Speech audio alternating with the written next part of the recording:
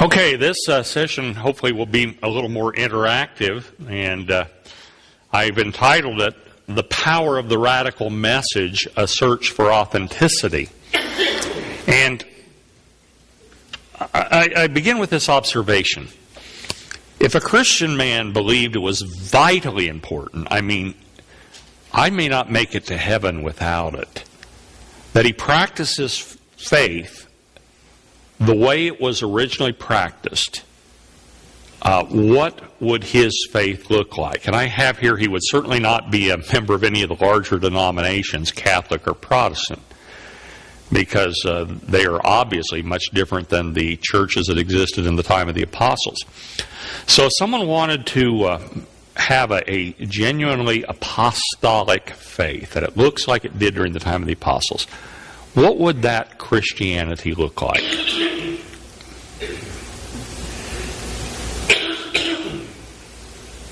What do you think? Where would he go to church? Yeah. Well, you might go to the early church fathers like Polycarp, who was a disciple of the disciple of John, and see what he had to say. Yeah, they might study the early church fathers and try to reconstruct that, use church passages from the book of Acts that talk about the meetings of the church and so forth. One thing I think we could say, he would probably be a member of a smaller group. Perhaps he would be gathering together in a house church with some other believers. Or if he went to an assembly that owned its own property, he would probably identify with a Messianic Jewish synagogue. You would expect him to be seeking out such a group. His doctrine would be very evangelical, so that's going to separate him from the liturgical churches and so forth. He's not going to be a Catholic for sure.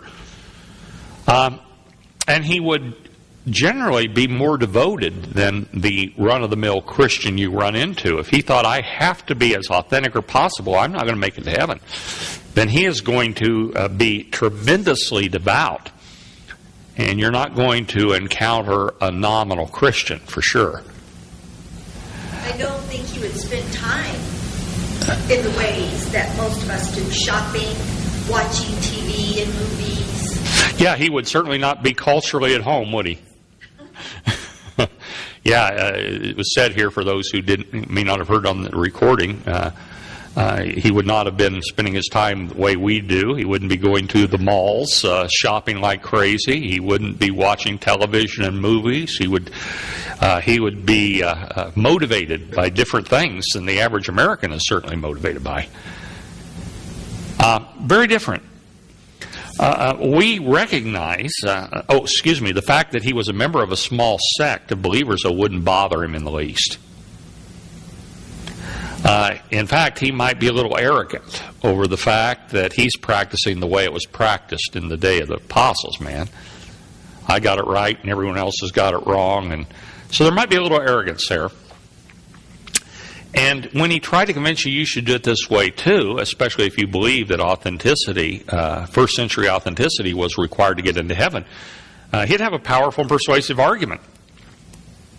And he would be able to show accurately that the Christianity you're practicing is a long way from what it should be if we have to have it practiced exactly the way it was in the first century. He'd be a hard guy to refute, wouldn't he? And he would have a persuasive message once you bought into the idea that if you are not practicing it the way it was in the first century, you're not a true Christian at all. There are such Christians today, by the way. They don't attract a great number of followers. But they do believe it's important to proclaim and keep the faith the way it was once kept and observed. Now, we believe that, we want to keep the faith that was once and for all delivered to the saints, but we don't believe it's necessary to recreate first century culture. One of the reasons Christianity has been the world's only successful world religion, although Islam is growing, it's not doing so all over the world. But one of the reasons is it doesn't require you to buy into a particular cultural model. It's not true with Islam. Islam, part of the message of Islam is that we have a cultural message. This is the culture you must buy into. This is what Sharia is all about. Christianity is cross-cultural because it can come into a culture and leave the best of that culture undisturbed. Islam can't really do that because authenticity and practicing the faith the way it was practiced, following the Prophet's Sunnah, ordering life strictly by the Quran, is an extremely important value in the Islamic world.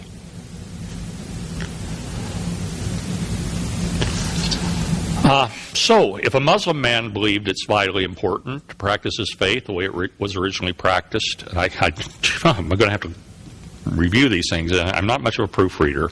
What might his Christianity, what might his Islam look like is the question. And the point I'd like to make is that Muslims do believe it's vitally important that they practice it the way it was practiced. Well, his Islam would look much more like the Islam of the Wahhabi sect that controls Saudi Arabia than the Islam of a more moderate Islamic country such as Malaysia. And he would look at countries like Malaysia and he would feel a little bit of self-righteousness that there is something about, I wish I could go back and change all these slides now, but I can't. He would be saying, you guys are apostate. You are not practicing. You are not following the Prophet's example, and you are not paying attention to his latter prophecies. This leads us to the importance of the Quran, something you need to understand the mind of the radical. Muslims believe in 4 God-inspired books: the Torah of Moses, the Zabur of David, which is the Psalms, the Injil, the Gospel of Jesus, and the Quran. The Quran is Allah's final word to mankind, and so it abrogates or supersedes all previous revelation. An important doctrine concept is the idea of abrogation. If you began to study the Quran, you would notice contradictions. And as we'll get to in just a minute, the way they explain those has to do with this idea of abrogation. So we'll come back to it. The Quran is viewed as the actual words of God, dictated to the prophet. Because of this, the Quran is for them the point where God is most fully present in the mundane world. From Shepherd. The significance of the Quran can be underlined by a comparison to Christianity. We begin by comparing the Quran with the Bible.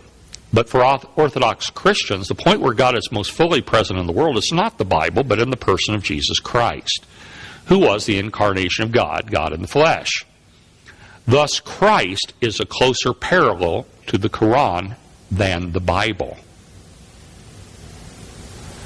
Okay, we do have this idea that Quran equals for the Muslim what the Bible is for Christians. Not right. The Quran is to Muslims what Jesus is to the Christian. We would talk about the eternal Word becoming flesh and dwelling among us. They would also believe in the eternal Word, the Quran, that became a book. This is why the desecration of a Quran is considered such a serious thing, because it is as though one were desecrating Christ. The book itself is holy. It has to be treated in a special way because it is not just divinely inspired. As the prophet was controlled by God, he was not speaking his words. Remember, his words was not his normal way of speech. He was actually communicating in Arabic the very words of God himself. So you have to obey the Word of God, right? Christian isn't being a Christian. You call yourself a disciple of Christ, a follower of Christ. You want to submit to Christ, right? For the Muslim, the Quran is that. I am not rightly submitted to Allah unless I am completely submitted to His Word as it has been revealed to the Prophet. Shepherd's point can be paraphrased in a simple sentence. The Quran, I've already said that, is to Islam as Jesus is to Christianity. The words of the Quran are not just the words of a divinely inspired man, but in the original Aramaic, the actual words of God Himself. Thus, a devout Muslim seeks to be in complete submission, which means Islam, right? I want to be a Muslim, one who is in complete submission to God, as it was proclaimed by the Prophet in the Quran. However, have any of you ever read the Quran? It's kind of a tough task, isn't it? It's not a story. It's not even arranged in chronological order. It's arranged, they have an introductory surah. The chapters are called surah. And then it's arranged from the longest to the shortest. So the first surah, or the second surah, is extremely long. You get to the end of the Quran, they get shorter and shorter and shorter, and then you have a concluding surah. So it's kind of an arduous task. And you're going to quickly notice it's full of contradictions. Muslims are not stupid. They know it too. They know the Quran has contradictions. If you approach a Muslim and say, well, this passage says this and this says that, you are not going to persuade them by pointing out the contradictions because of the principle of abrogation. And what this means is the early surahs, if they are in conflict with the later surahs, are canceled out. The later surahs are controlling. So you say, well, this is a contradiction here in surah number 32 and number 2. And they say, well, number 2 was written later, revealed later, and so it cancels out everything before it that might appear to be in contradiction to it. The later revelations of God are controlling. So you say, well, there's a conflict between what the New Testament says and what the Quran says. Well, the Quran is the last revelation of God. It's the greater revelation of God. It supersedes and abrogates all revelation that has come before it. Say, well, it's full of contradictions too. Yes, but the older surahs abrogate the earliest surahs. Like Jews and Christians, Muslims believe that God revealed His divine will gradually. The Quran is the final and greatest revelation of God. As such, it supersedes, abrogates, and when there's a contradiction, the newer revelations abrogate the old. Do you understand the doctrine of abrogation? Okay. Now, this principle applies to the revelations, such as the Bible, and also to the revelations of Muhammad. Now, here's the deal. The majority of Muhammad's revelations, the majority of the Quran, were revealed to Muhammad when he was a leader of a small group of persecuted followers in Mecca. And others were revealed after he became the leader of a large growing movement centered in Yathrib, or Medina. So you can actually, when I read the Quran, I read it in its chronological order. I read the early surahs first. Very pacifistic, very lovely. Some of them have some really wonderful stuff in it. And then there's a smaller group of surahs that were revealed to the Prophet after he became the master of Medina, and they are very different. Just as Muhammad himself was two different people. There was the Prophet of Mecca, who was much a pacifistic character and peace-loving, enduring persecution. And then you see the Prophet of Medina, and you say, this guy is kind of scary. I sure would not have wanted to have been on the bad side of him, and I sure wouldn't have wanted to have been a Jew. And so you see two different Muhammads, and you see two different kinds of surahs.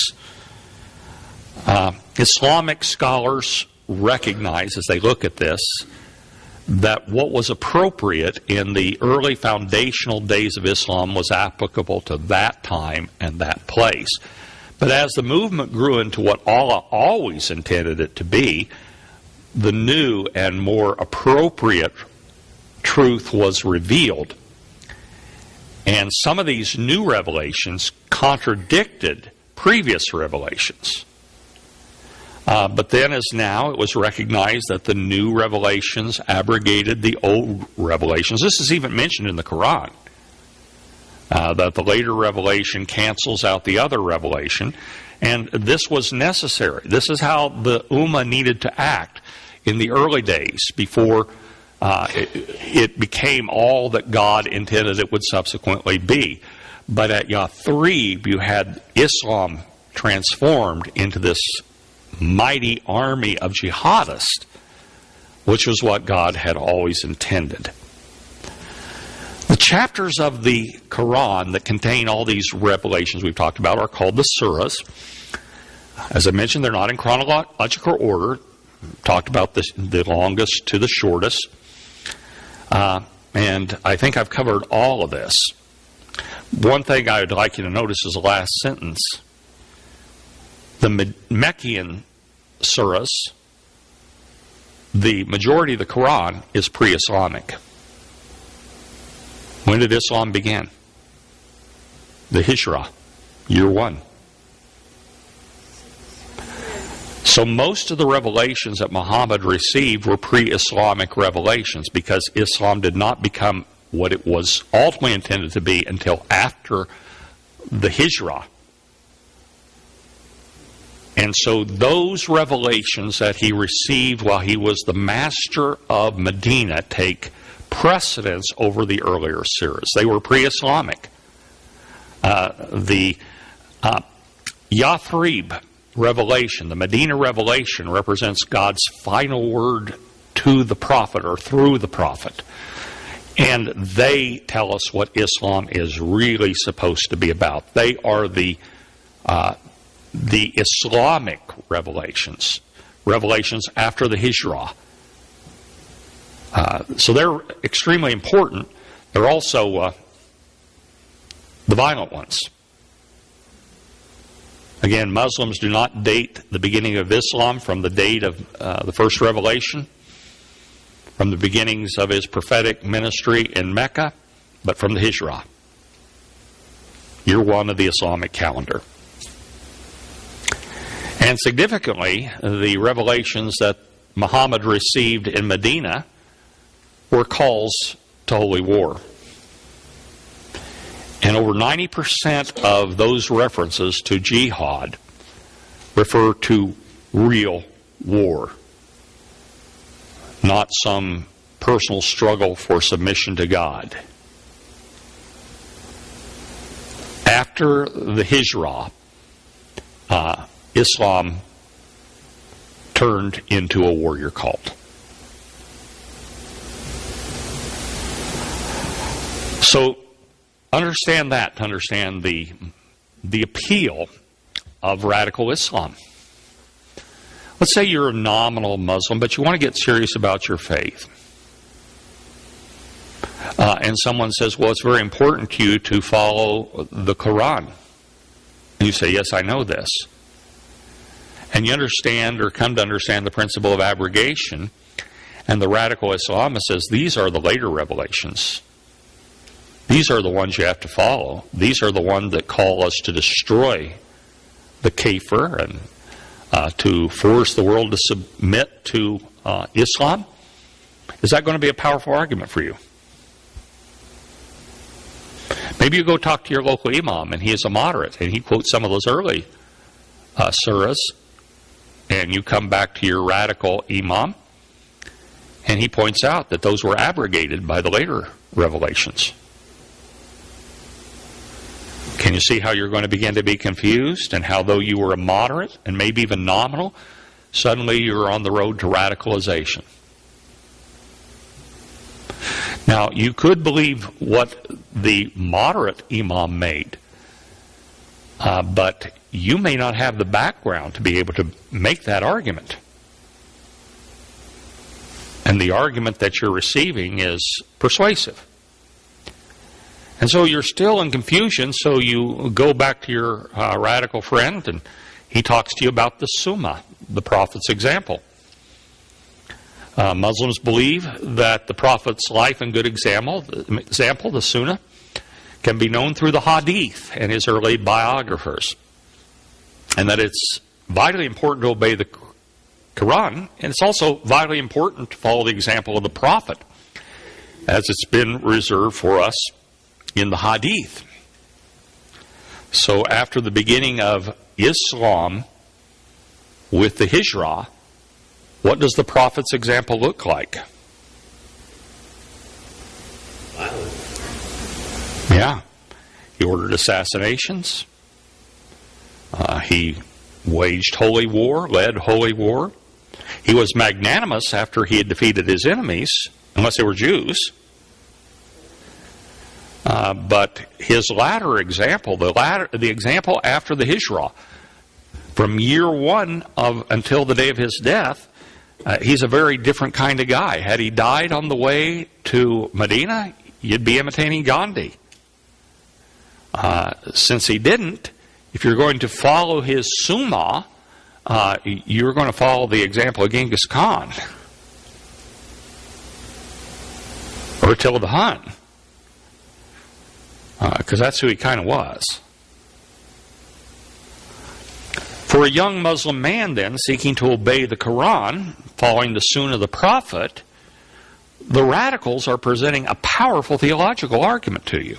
Now, it can be refuted. I mean, if I am a moderate Muslim cleric, I have a counter-argument. And, most Muslims are not in the radical camp. But as we talk about the exponential growth of Islam, it's important to note that it is the more radical versions of Islam that are experiencing the most rapid growth. And the point I want to make is not that they are right, but that the argument they make is theologically powerful. And you would really have to be committed to for example, Sufi interpretation of Islam, and you would really need to be pretty knowledgeable to be able to counteract it. Let me give you an example. The cults such as the Jehovah's Witnesses and the Mormons, who do they recruit from? Where do they get their most likely followers? Do you know? Evangelical church. Pardon? Evangelical church. Sure, and why? Because we know the Bible. But not that well. We think we know the Bible. We think we know the Bible. And so we want to convert them, and we get into a dialogue with them, and we find out that we really don't have answers to their arguments. It's not that the answers aren't there, but sometimes we think we're better equipped to handle their arguments than we are, and we find out we're over our head. And we find out too late. And maybe we go talk to our pastor, and maybe he doesn't know these things either. Maybe his arguments are weak. Maybe his area of expertise is church growth rather than theology. What you going to do? I can't get answers. And you're drawn in. And I am not saying there are not powerful theological arguments that can be made by the moderates. They would have to do with the idea that the prophecies that the prophet received were specific to the situation he was facing at the time and not necessarily a timeless instruction for the Ummah. And that argument can be made. The more evolutionary view of Islam and how it is ultimately going to triumph can be strongly advocated. But for a lot of people, the argument of the radical is compelling. I want to be a good Muslim. I want to go to heaven. I sure don't want to go to the hell as it was described in the Quran. And I want to be sure of that. And I look at the later surahs. I look at the Summa, and see how the prophet was after the Hijrah? And the radical has a powerful argument. And I put up there, I don't really know how I would refute it. I could argue the other arguments, but young men are looking for a cause. The cause of destroying the great Satan, rather than gradually winning the victory,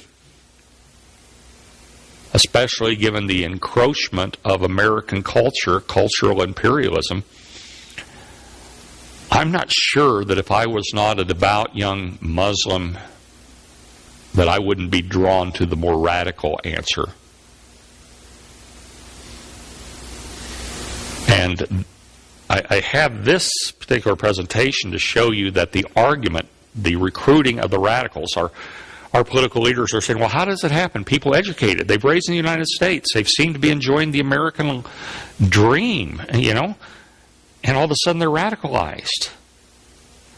So well, how is that possible? Well, it is possible. How many of you look with some disgust at the way our culture is going? How many of you are somewhat perhaps even disgusted at the tentacles that the culture has in you or around you? Tentacles don't go in you, they wrap around you, sure. Talons go in you, right? And you know, if I'm looking for a countercultural alternative that's good, I look at the golden age of Islam, when Islam was the most powerful force on earth, when it had its high civilization. And I said, you know, I like that better. I think that's good.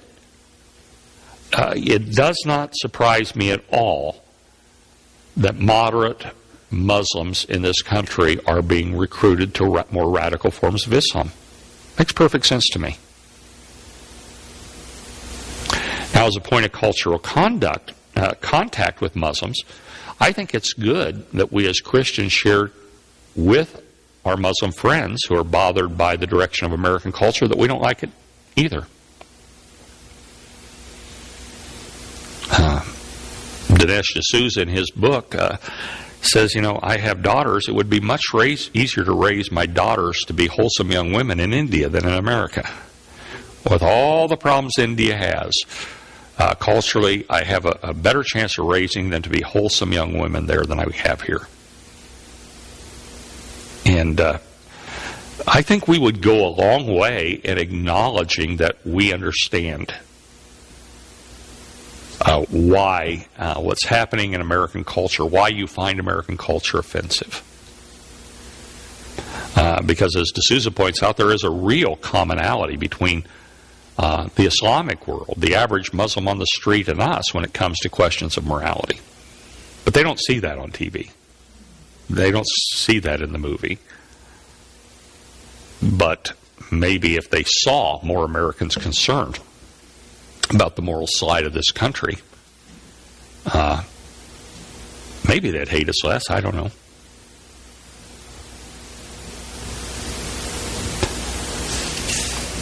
That's it. Your feedback, your thoughts, your arguments, your questions.